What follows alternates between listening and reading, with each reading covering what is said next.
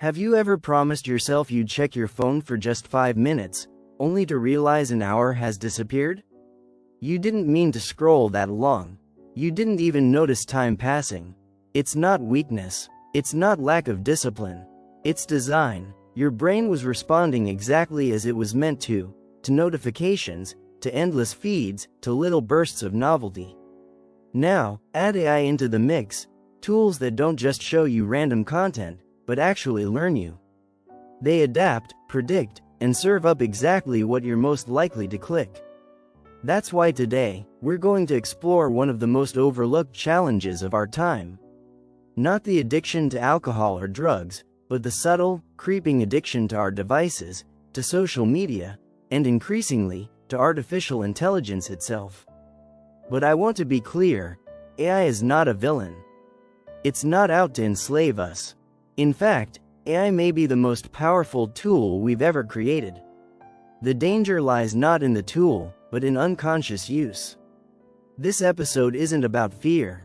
It's about empowerment, because if we understand how these systems work, and how our minds work, we can reclaim our time, our creativity, and our attention. Let's start with the basics. The human brain is wired for reward. Every time you hear the ping of a notification, see a like on your post, or stumble across a perfectly tailored recommendation, your brain releases dopamine, the same chemical that motivates us to eat, achieve, and connect. Social media companies design for this. The infinite scroll wasn't invented by accident. Autoplay wasn't invented by accident. These features exist because they make you stay longer. Now, with AI, the hook goes deeper. Unlike a simple feed, AI doesn't just guess what you might like. It watches. It learns. If you linger on a video for 3 seconds longer than another, the system notes it.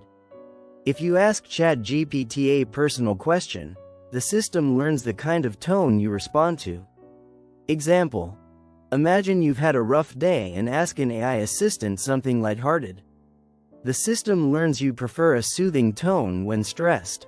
Next time you're online at night, tired, scrolling, it will serve you the same kind of comforting content, because that keeps you engaged. It's not evil, it's programming. The goal is simple: keep you coming back. This is what psychologists call a variable reward schedule. Think of a slot machine. You never know when the jackpot will come, so you keep pulling the lever. Social media and AI-powered feeds operate the same way. Sometimes you scroll and find nothing. Other times you stumble on a clip that makes you laugh out loud, or a fact that feels like it was written just for you. That unpredictability, the maybe next time effect, is what hooks us. Example: a TikTok user might scroll through 10 mediocre videos, then suddenly one hits perfectly, funny, personal, or relatable. That one hit is enough to convince the brain to keep searching, keep scrolling. Now, apply that to AI chatbots. You may get a generic answer 9 times out of 10, but that one time the AI responds with eerie accuracy, predicting your feelings or giving insight that feels profound, your brain registers a jackpot. You come back, chasing that high again. Carl Jung believed much of what we encounter in the world is colored by projection. We place parts of our inner psyche onto outer objects.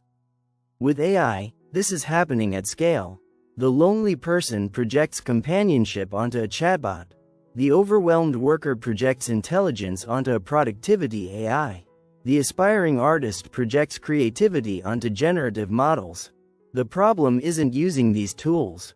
The problem is forgetting that what you see reflected back is yours. Example: a teenager chats with an AI companion late at night, sharing secrets they wouldn't tell anyone else. They feel deeply understood, but what they don't realize is that the AI is mirroring back their own words, their own patterns. The intimacy is real to them, but it's built on projection. Jung would say, the task isn't to escape into the projection, but to integrate what it reveals.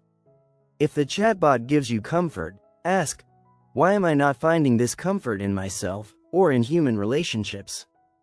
This challenge isn't shrinking, it's growing. AI companions, apps like Replica and Character, AI are already being used by millions. Teens report spending more time with their AI friends than with classmates. Some even develop romantic attachments. Work and productivity. More professionals are outsourcing brainstorming, writing, or decision-making to AI tools. It saves time, yes, but it can also erode critical thinking and creativity if overused. Identity and validation. Social media platforms already shape self-worth through likes and follows.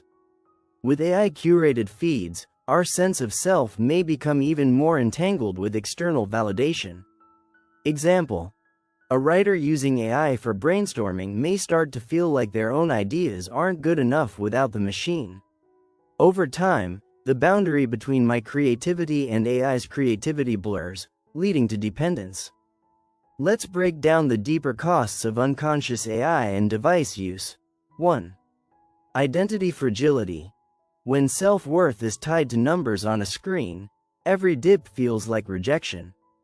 Example: a young creator deletes posts if they don't perform well, questioning their value. 2. Displacement of meaning.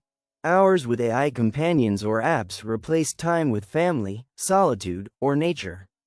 Example: someone prefers nightly chats with AI over messy, unpredictable human conversations.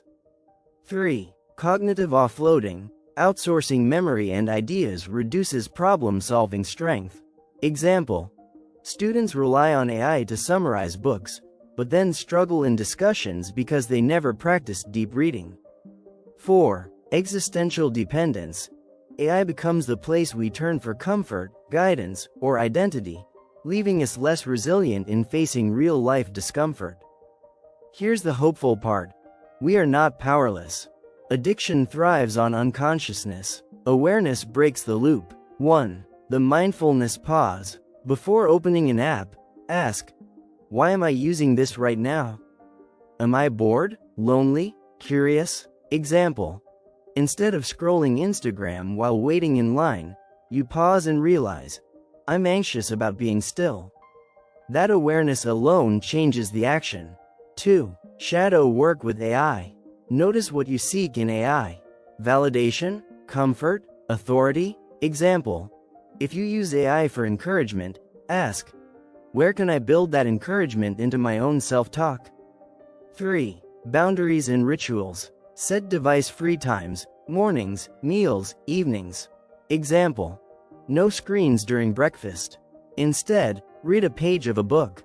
4. Gratification delay. Batch notifications. Check only twice a day. Example: instead of reacting instantly to every ping, you decide to open messages at lunch and at night. You train your brain back into control. 5. Cognitive reframing. View AI as an assistant, not a replacement. Example: use AI to brainstorm 3 ideas, but then force yourself to expand them in your own voice. Sometimes, the most powerful reset is simple: step away. It doesn't need to be extreme. Start with half a day, one evening, or one day a week. Example: turn your phone off every Sunday morning. At first, you may feel restless, but by week 3, you notice your creativity spikes. You read more, you think more clearly, the research is clear. Even short breaks improve mood, focus, and sleep. AI is not the enemy. It's a reflection of us, our intelligence, our desires, our fears. It feels addictive because it was designed to engage us. But addiction is not the end of the story. With awareness, boundaries, and psychological tools, AI can become a partner in growth rather than a trap for the mind. The question is not whether AI will be part of our lives. It already is. The question is, will we let it use us, or will we learn to use it consciously? Because when we do, AI doesn't diminish us, it expands us. Thank you for watching. If this gave you something to reflect on, I'd love to hear your thoughts in the comments below.